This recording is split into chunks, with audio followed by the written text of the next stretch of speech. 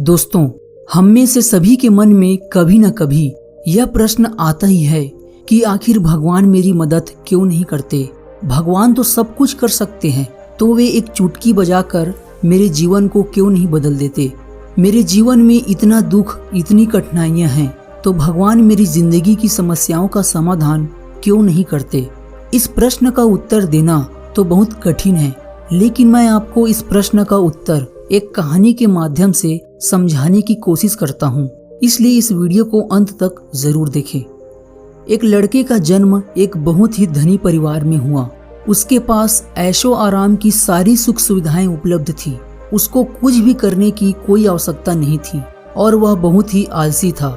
वह कुछ काम भी नहीं करता था। उसको बचपन से ही काम करने की आदत नहीं थी। उसके पिता ने उसको बहुत समझाया, परंतु उसका मन केवल सोने में और खाने पीने में ही था। एक दिन अचानक उसके पिता की मृत्यु हो जाती है। उसकी माता की पहले से ही मृत्यु हो गई थी।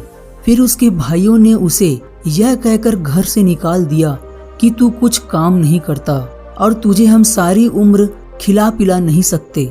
वह मन से बहुत उदास हो गया था और पूरी तरह से टूट चुका था।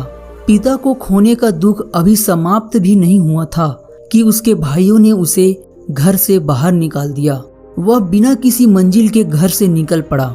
चलते चलते उसको बहुत तेज भूख लगती है। वह एक आम के बगीचे में पहुंचा।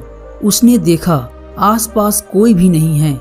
बगीचे की रखवाली करने वाला माली एक पेड़ के नीचे गहरी नींद में सो रहा था, तो उसने आम तोड़कर खाना शुरू कर दिया।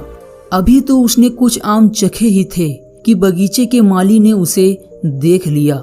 माली उसके पीछे डंडा लेकर भागने लगा। आलसी व्यक्ति ने माली के हाथ में छड़ी देखी और वह जंगल की ओर भाग गया। जंगल बहुत ही घना था।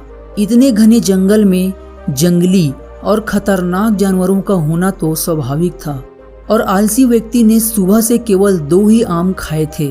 वह भूख से तड़प रहा था। तभी उसने जंगल में एक सियार देखा। उस सियार के केवल 2 ही पैर थे।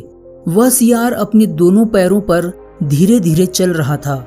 आलसी व्यक्ति उस सियार को देखकर समझ नहीं पाया कि यह सियार इस जंगल में इन जंगली जानवरों के बीच जीवित कैसे है, क्योंकि वह बेचारा तो ठीक से चल भी नहीं पा रहा था।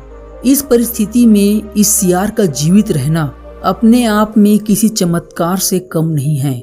आलसी व्यक्ति यह सब सोच ही रहा था कि उसे एक शेर की दहाड़ने की आवाज सुनाई दी।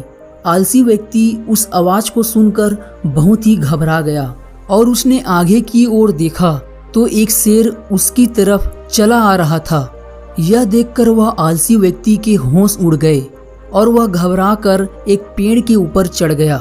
पेड़ के ऊपर से आलसी व्यक्ति ने देखा वह शेर उस सियार की तरफ चला आ रहा है और शेर के मुंह में एक मांस का टुकड़ा भी था।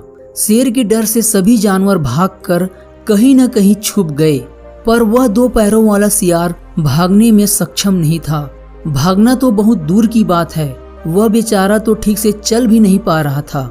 आलसी व्यक्ति ने भगवान से प्रार्थना करनी शुरू कर दी कि भगवान इस मासूम जानवर को बचा लो, कहीं शेर इसे खा न जाए। लेकिन अगले ही पल जो हुआ वह हैरान कर देने वाला था। शेर के मुंह में जो मांस का टुकड़ा था उसे वह शेर उस सियार के पास छोड़कर आगे चला गया।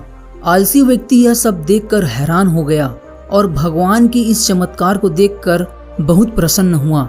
आलसी व्यक्ति ने मन ही मन सोचा कि किसी ने सच ही कहा है कि भगवान सबकी मदद करते हैं, तो वह मेरी भी मदद जरूर करेंगे। वह यह सब सोचकर एक पेड़ के नीचे बैठ गया, इस इंतजार में कि भगवान उसके लिए भी भोजन का प्रबंध जरूर करेंगे। कुछ घंटे बीत गए, लेकिन भगवान ने किसी को नहीं भेजा। ऐसा करते करते पूरी रात बीत गई, परंतु फिर भी कोई नहीं आया। और जब वह सुबह उठा तो उसके सब्र का बांध टूट गया और वह जोर जोर से चिल्लाने लगा, भगवान मेरी किस्मत में ही इतना दुख क्यों, इतना तकलीफ क्यों? क्या बिगाड़ा है मैंने आपका? आप मुझसे किस बात का बदला ले रहे हो और आप मेरी मदद क्यों नहीं कर रहे हो? उस आलसी व्यक्ति की इस बात को जंगल में साधना कर रहे एक साधु ने सुन लिया। संत जी उस आलसी व्यक्ति के पास पहुंच गए आलसी व्यक्ति ने उस संत जी को अपनी सारी बात बताई। पहले तो संत जी ने उस आलसी व्यक्ति को भोजन करवाया। खाना खाने के बाद आलसी व्यक्ति ने दुख भरी आवाज से संत जी से पूछा, भगवान ने उस लंगड़े सियार पर भी दया दिखाई, पर मुझ पर जरा भी दया नहीं दिखाई।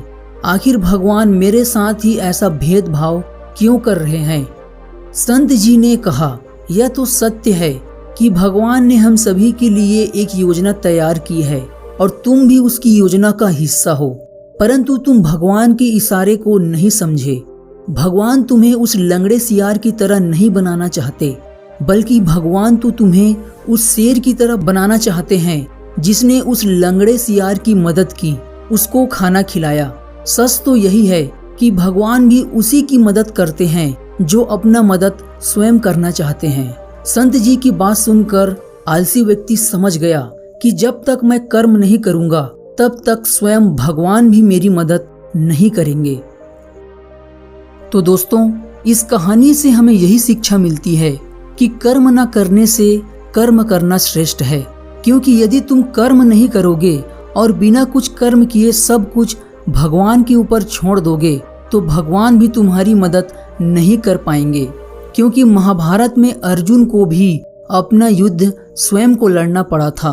भगवान अपने भक्तों की मदद जरूर करते हैं, लेकिन कर्म तो भक्त को ही करना पड़ता है, जैसे अर्जुन ने अपना कर्म स्वयं किया था। अगर वीडियो पसंद आई हो तो वीडियो को शेयर जरूर करें। धन्यवाद।